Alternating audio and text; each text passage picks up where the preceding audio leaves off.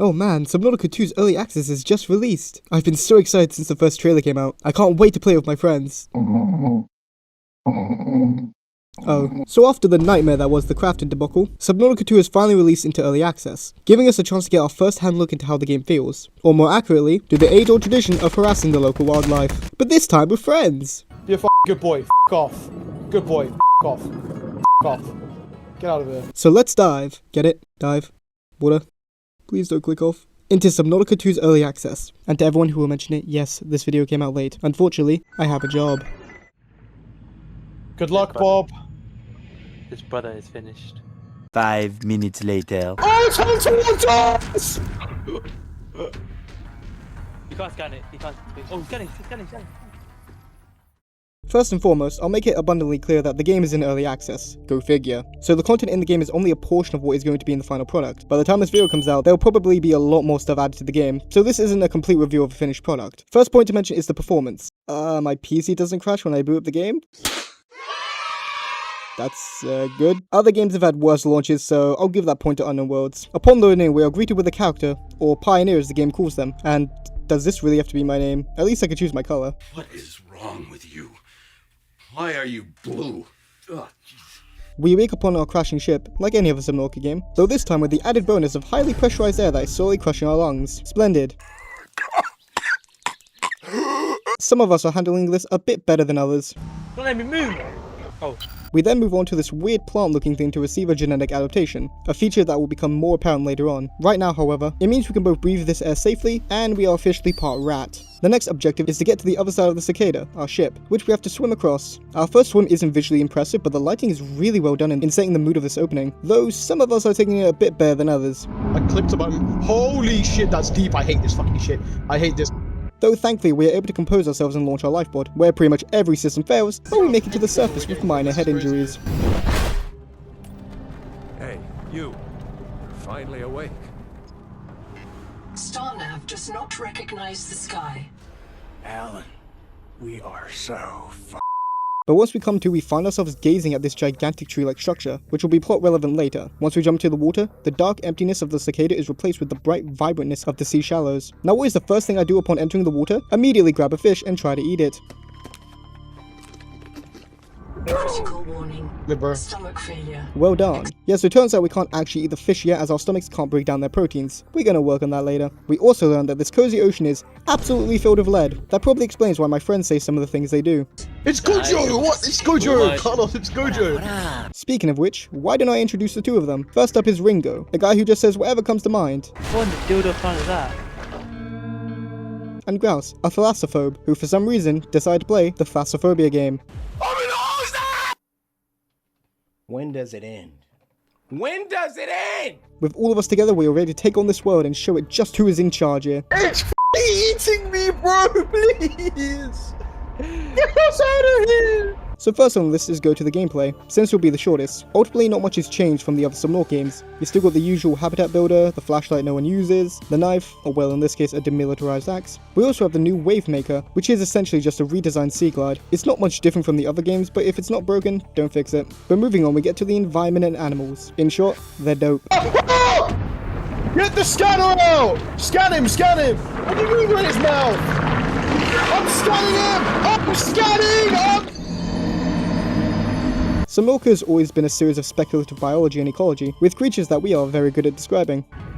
It sounds like my dad if he hasn't eaten. What? I think Subnautica 2 is the most interesting biology out of any of the games. The other games have had some absolutely amazing creatures in them, but I think Subnautica 2 blows it out of the park with what the developers have come up with, and how they truly made the ecosystem feel connected and have consequences. Take the water slug, these cute little guys, so adorable. These little guys are our only source of drinkable water. They're essentially the bladderfish of Subnautica 2, but what is more interesting is their detailed PDA. Its PDA notes how the act of removing salt from the seawater is energy intensive, and that an internal microbial reaction creates freshwater by feeding off the waste present in seawater. It also notes it has a plankton species present within its bulb, which the PDA speculates may only be able to survive in the freshwater of the water slug. I think it's really cool seeing how an organism like the water slug deals with the issues of the high amount of salt in the water, and it's not the only organism that relies heavily on microbial life. The high scene you can see flowing around the map are really cool blimp-like designs. What the fuck? Some of the dudes that float on the surface are like low key under the water right now. Well, the hell? bro lost his buoyancy. The reason it can float is because the bacteria inside it converts its ammonia supply into carbon nitrate, which in sunlight allows the Hycean to take hydrogen from the water. It also lifts fish out of the water and suffocates them. That's a fun mental image. There's a ton more in the game that have this sort of connection, but my absolute favourite has to do with something you'd never expect, radiation. So remember that point earlier when I mentioned the sea is filled with lead? Well, that's only a half-truth. There's one kind of half exception. The waters themselves are filled with a bunch of different metals, giving them a really high metal content, with multiple of those being radioactive. So how do organisms deal with all those metals? Well, they utilize them. The oxygen tunic is my favorite example. So the tunic requires the hydrogen in the water and expels the oxygen from its body. But how does it achieve this? Well, inside its core is a piece of radioactive metal that allows it to split the elements in the seawater through radiolysis. And that radiation is what gives it its bright pigments. And it's not the only one. There's also the amphora sponge, which has radioactive minerals located in its veins that it uses to also split hydrogen in water. It's such an unbelievable attention to detail that the developers didn't just take their designs into consideration, but also the very makeup of their environment as well, with multiple creatures utilizing the specific metals in the water. It's super creative and very intriguing to read about. This also extends to the technology present. Spoiler alert for later in this video, but the intelligent life that was once present on Proteus was influenced by the contents of the water. They were able to develop technology to make use of the high metal content in the water and actually extract those elements to use. It's amazing how Unknown Worlds clearly did their due diligence and actually thought out how an alien civilization would develop under these circumstances, and their technology would be based around it. Honorable mention goes out to the Collector Leviathan, which we were very ecstatic to meet. Holy f***! What are you seeing? Oh, look at that! There's also the Great Jaw, which just by looking at it, it seems harmless. Just a giant clam looking thing. What the fuck? This thing is pretty much a giant penis flytrap. Trip the tendrils and it'll shut closed. Oh, I don't think I make it out in time. I don't think I made it out in time. Oh shit, shit, shit! And I've got to give the developers some applause. They make the materials inside only obtainable with a sonic resonator, an item that pushes you back in an enclosed space covered in tendons. Though I think our favourite was definitely the marrow breach. Carlos, keep going, Carlos! Keep going, Carlos! Carlos! Go! Stop! Carlos!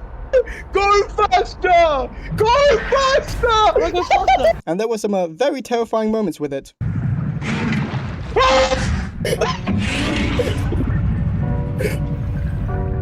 But that's enough of gushing about the environment.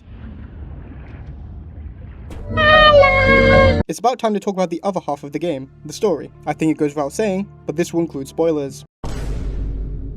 So the premise is pretty simple. We were meant to go to the desert world of Zazura to escape conflict back home. What conflict? Well, it seems Altera decided to f*** around and find out, and subsequently unleashed a mutated form of Corral into the Mongolian states, which kindly responded to the situation by collapsing entirely. So now Altera makes a sweet offer of not dying and relocate us to a distant planet to start over again. And of course, something goes wrong and we end up on Proteus. It's a pretty drastic change from the other game settings being this golden age of humanity, as now it seems mankind is slowly being eradicated by Corral. And yes, this is all seemingly making natural selection canon to Subnautica. So obviously we go a bit off course and we find ourselves 20,000 light years from Earth. Most of the game involves us finding abandoned bases of other cicada settlers, learning what happened to them. In short, they're all f***ing dead. I'm not going to go into the detail about the story because this video would get real bloody boring, real bloody quick. But in essence, the settlers that survived began to be infected by what's known as the Proteus virus, which appears to originate from the world tree. In fact, it's infecting virtually every organism on the planet, altering their genetic code and spreading it to other creatures. One of the main tasks in the game is for us to clear out these viral blooms that spread more proteovirus, so we can access more genetic adaptations from the angel combs. Genetic adaptations is a major gameplay feature, with us being able to develop different traits to better suit ourselves and survive the harsh conditions of the planet. The humans who end up contracting proteovirus start to suffer from a condition called Mazefield syndrome, giving them vivid hallucinations and a strong desire to make their way towards the world tree. Riots broke out, groups split off, and ultimately the colony died out. So while the story is currently incomplete, it seems the plot will revolve around us solving the mystery of the world tree, perhaps even destroying it. It's definitely an engaging storyline and I'm really excited for what Unknown Worlds has planned for it. On a related note, the world building has also been fantastic. If you notice that the base building is different than the other games, then that's on purpose. The game does a good job showing us that humanity has progressed technologically, with hatches being more like force fields, and instead of dying we seem to get reprinted. It's clear Altera has been incorporating architect technology into society, and the devs did a great job showing that. On a final note, finally getting a mention of Riley from the first game was a nice touch. And with that, I think it's time to wrap this video up. I could go on and on for much longer, but I think you get the gist. Subnautica 2 has shown itself to be a really amazing game, and I absolutely cannot wait for what Unknown Worlds will add next. So thank you all for making it to the end. I hope you had a wonderful time, and remember, your patronage is much appreciated. I don't think he's seen it. I don't think yeah, we've gone past him. He's down there. Oh, no, we have not avoided it. We have not avoided him. He is on us. He is on us. Oh, fuck. Oh,